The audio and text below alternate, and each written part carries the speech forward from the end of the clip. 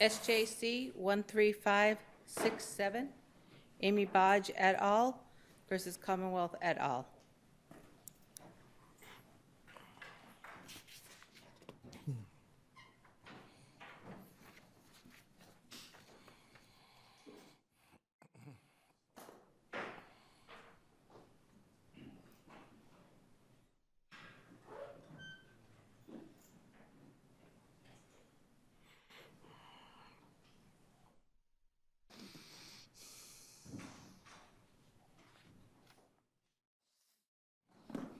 Okay, Attorney Davis. Chief Justice and Associate Justices, may it please the Court. My name is Samuel Davis, and I have the honor today of representing the plaintiffs' appellants. Appellants are Massachusetts State Police troopers who, in anticipation of major life events such as the birth of a child, hope to take leave under the Massachusetts Paid Family Medical Leave Act, codified at Chapter 175M. They were told that if they took PFMLA leave, they would be unable to continue accruing important employment benefits and would lose their seniority. 4 of the appellants took leave anyway after giving birth and suffered these consequences. Other troopers utilized sick leave or vacation days or were forced to forego taking leave entirely. The certified question before this court is whether Section 2F of the PFMLA provides that state employees covered by the Act shall accrue seniority, length of service credit, vacation time, and sick time while they're on family and medical leave. The answer to this question is yes, for 3 reasons.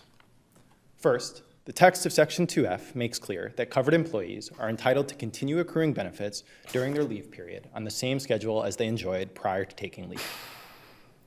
Second, the structure of the PFMLA confirms that Section 2F's protection of the right to accrue benefits must apply to the time during which an employee is on leave to avoid rendering other provisions of the Act superfluous. And third, any doubts regarding the scope and applicability of Section 2F are resolved when the text is considered in light of the Act's clearly expressed remedial purpose. Starting with the text, Section 2F expressly provides that the taking of family or medical leave shall not affect an employee's right to accrue various employment benefits. Contrary to this statutory mandate, the Commonwealth's policy... You want to start with 2E? An Yes, sir. employee who has taken family or medical leave shall be restored to the employee's previous position or to an equivalent position, blankety blank, as of the date of leave. Isn't that a problem for you? I don't believe so, Your Honor. Our understanding of Section 2E is that it restores an employee to the position or an equivalent position that they had prior to taking leave, right? With the same employment benefits. I think we understand that in a categorical way, Your Honor, and so I think if you look at the language here, there's 2 provisions, right? There's the same position or an equivalent position with the same benefits, pay, et cetera. So I think the circumstance here that this section is trying to address is, for example, if you're a senior associate before you leave for covered leave, when you come back, your employer needs to restore you to being a senior associate. But they also can't say, okay, you're still a senior associate, but before you had health insurance, you don't have health insurance anymore. That's what that second provision is trying to protect, that this is essentially the same position both in form and in substance. How does that work with the length of service credit as of the date of the leave, too? Isn't the length of service credit particular to the length of service? I have trouble sort of making that make sense. Yes, Your Honor. I think it's notable that for length of service credit, there's different, so to step back, there are different laws, different provisions that might define who is a creditable employee for purposes of length of service credit. We think here the PFMLA has made a judgment that this kind of leave, the nature of this kind of leave, which is for employees who are dealing with circumstances largely out of their control, that those employees are entitled to continue accruing that kind of benefit during a leave period. So we don't read the limitation, it says restored to the same. We don't necessarily read that as saying this puts a cap. You cannot have any more of any kind of benefit than the day you left. Do you have a But good it's- working definition, of the word restored? I don't think the word restored is defined in the statute, but I think kind of plain ordinary meaning, restored would be put in the same position. Returned, I think, would be to the same position, right? I think embedded in the word restored means that there's an interruption and you're being returned back. If I am correct about that, doesn't that seem to make less plausible your reading of the right to language in 2F? I understand that question, Your Honor. I think no, for two reasons. And so, one, I think it's important to take a close look at how kind of the restoration of certain of these benefits actually works in function. So if you look at seniority, for example, which the Commonwealth has changed its position from Right, the so beginning of this I don't know that it's really before us anymore, correct? legislation. I believe it is before us, Your Why? Honor, for If two reasons. they've already changed their position, why is that before us now? For two reasons, Your Honor. So first, plaintiffs below alleged an interference claim, essentially that the Commonwealth, by providing information to them that we assert was wrong, interfered with their right to take leave under this act. And so obviously a predicate for that claim is that the information was wrong. That is essentially the question before the court. Okay, so for those employees who relied upon that incorrect interpretation, they would have a claim for interference with their right under the PMLA. Correct, Your Honor. And I think additionally, so the appellants here are state troopers, but the class, and this was on a motion to dismiss, so we haven't gotten to class certification. But Right. the class they are proposing is of all state employees who are have similarly been interfered with. And so, But that would presumably be a small and finite number of people. correct, Your Honor. But to the extent that the Commonwealth has changed its position, I think it's notable. It's changed its position in informal communications with some of the plaintiffs. There's not a department regulation. There hasn't been formal rulemaking. In theory, the But maybe Commonwealth they'll could change its stand up and make a representation as an officer of the court today. That would be great. I think, though, to your question, the treatment of seniority, I think, actually illustrates a little bit of the incoherence here in the Commonwealth's position. So seniority is a relative benefit, right? Your seniority is determined in reference to other members of your class. And so under the Troopers Collective Bargaining Agreement, that class rank is set when you graduate. And then you maintain that class rank. But the way you maintain that class rank is by continuing to accrue seniority. If you are suspended without pay or disciplined, you would not continue accruing seniority. And the reason you would drop in class rank is because for that, let's say you were suspended for 2 months. During those 2 months, presumably other of your colleagues would continue accruing seniority, and they would surpass you in the rankings. What the state is saying here is essentially, you're not allowed to accrue seniority. The decision below, and to quote from the Superior Court, an employee should not receive any more or less of each enumerated category. So you cannot receive any more seniority. But you don't have to. I mean, the employer can always step up and do more. This is the base. That is correct, Your Honor. And the statute is clear. It does not displace additional obligations that the employer undertakes in a collective bargaining All right, agreement. so as a baseline, you get restored to the same position. I guess I'm struggling with your argument that restoring employee benefits to the same allows the actual accrual while on leave when the provision F says right to accrue, and then specifically talks about employer's obligation during the leave related to health insurance. Yes, Your Honor. And let me take that kind of in two parts. So with respect to the right to accrual language, I think the function of right to accrual, as opposed to just saying an employee will accrue these benefits, is that the act itself is not a source of the right. So the act does not guarantee an employee access to vacation time or any of the other benefits here. What the act is saying is if the employee has a pre-existing right that is dictated by their contract, the collective bargaining agreement, et cetera, it is protected when they take this kind of leave. I think, to be candid, the idea that just pausing the right to accrue during a leave period, I don't understand how that is not a negative change that is prohibited by the act, right? Because what the Commonwealth is essentially saying is, okay, in the month before you take leave, you have the right to accrue whatever benefits you've agreed upon. Then during your time on leave, you don't have any right to accrue those benefits because... But you don't actually accrue them. The right to accrue them is I would say, suspended during the leave and then re-triggered when the employee comes back. Or Yeah. restored, Oh, excuse me. restored. Restored, yeah, understood, Your Honor. I think it's notable if you look at 2F in the context of the rest of the statute. So if you look at Section 9C, which provides that any negative change in the seniority status, employment benefits, pay, or other terms or conditions of employment, which occurs any time during a leave taken by an employee under this chapter, shall be presumed to be retaliation under this section. And I think if you look at the phrase terms or conditions of employment, I think as that is commonly understood, and I don't believe it's defined under the statute, but if you, again, if you were an employee who, prior to taking leave, you had the right to accrue 2 vacation days every month, and then you came back and your employer said, actually, you have no vacation days, you don't get to accrue vacation days anymore.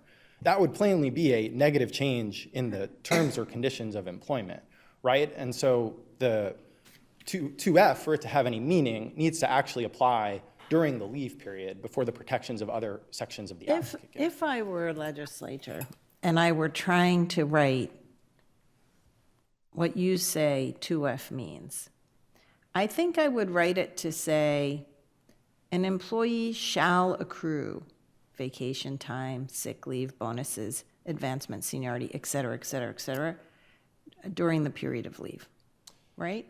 That would be clear and an affirmative obligation. But that's not what they wrote. And so I have a hard time understanding what meaning is to be given to the words right to, which is clearly different than shall accrue, right? So can you please help me by articulating in your interpretation of this, what meaning the words right to accrue have that's different, independent of shall accrue? Because I'm going to, at least speaking personally, I would expect to see shall accrue if that's actually what the legislature had intended. Yes, Your Honor. So again, to draw this distinction between shall accrue and right to accrue.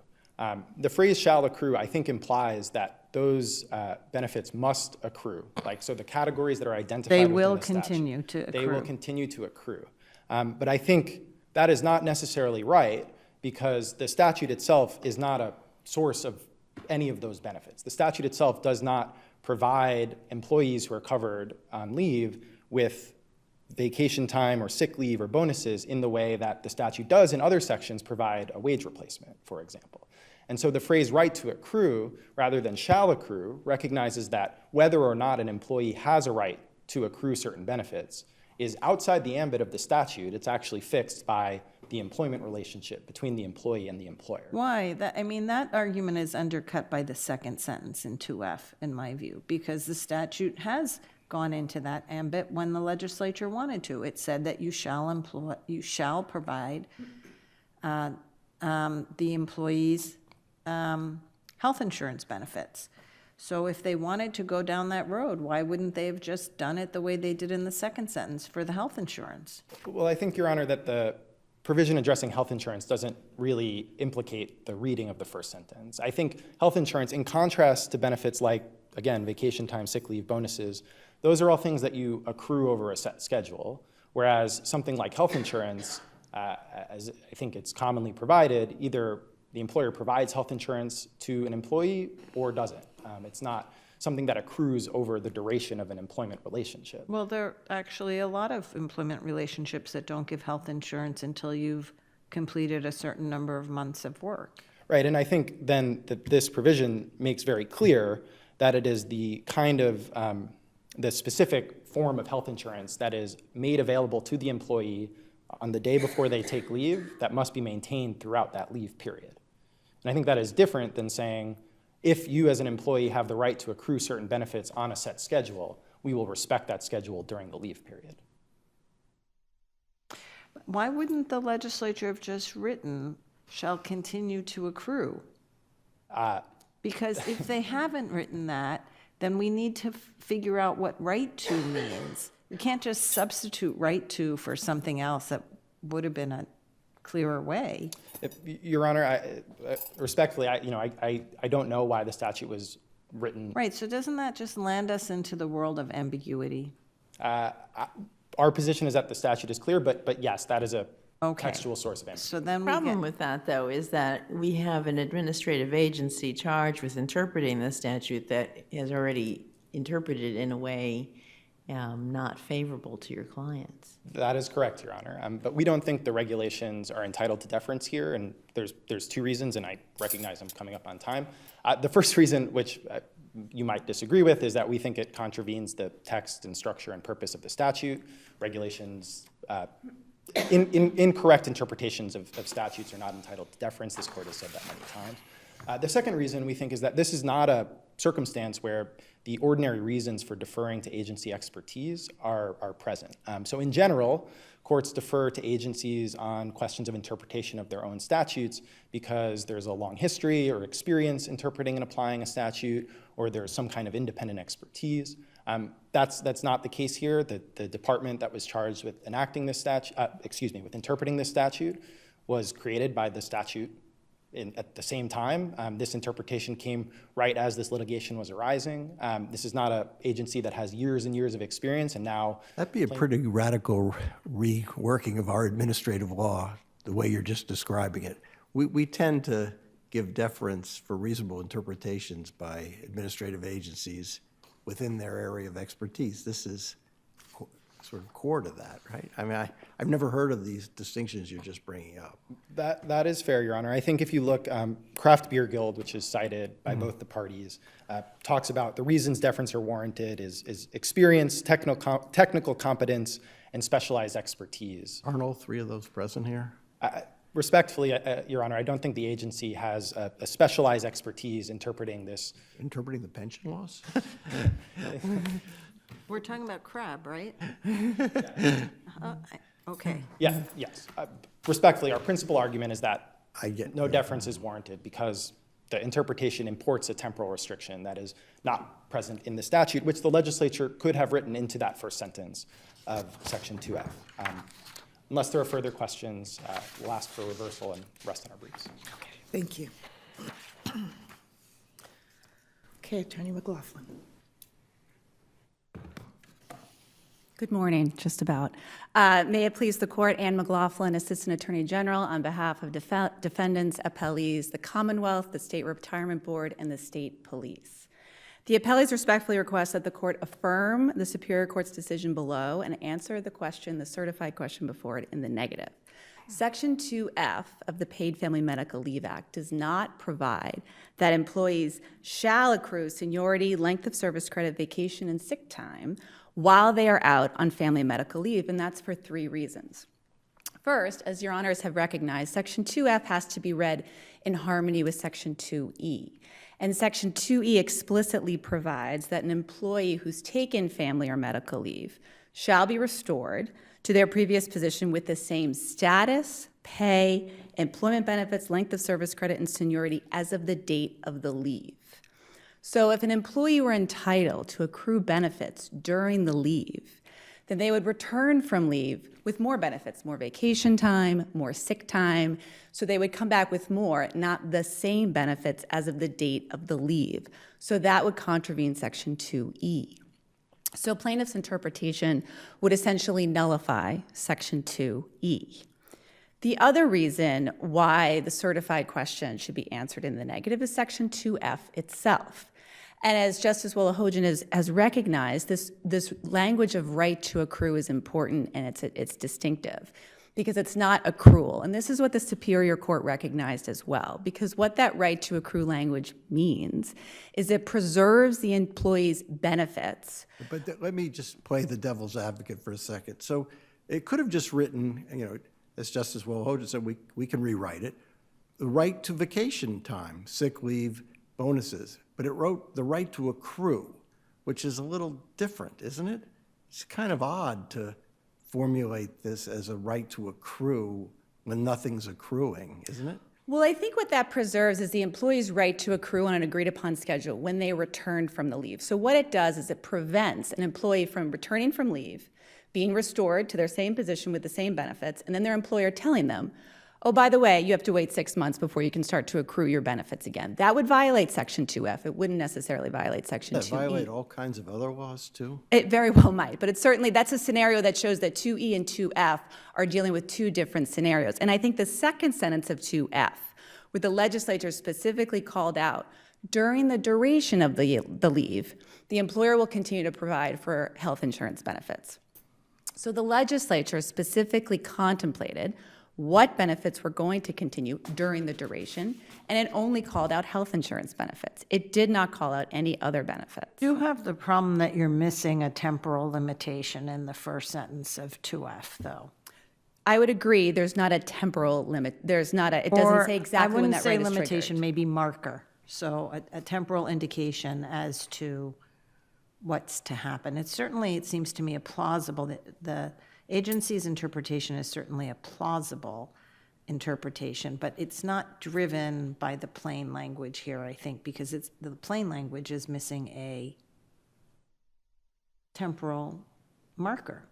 Your Honor, you're right. It doesn't say when that right to accrue is triggered. The agency has interpreted it as upon reinstatement when the employee returns.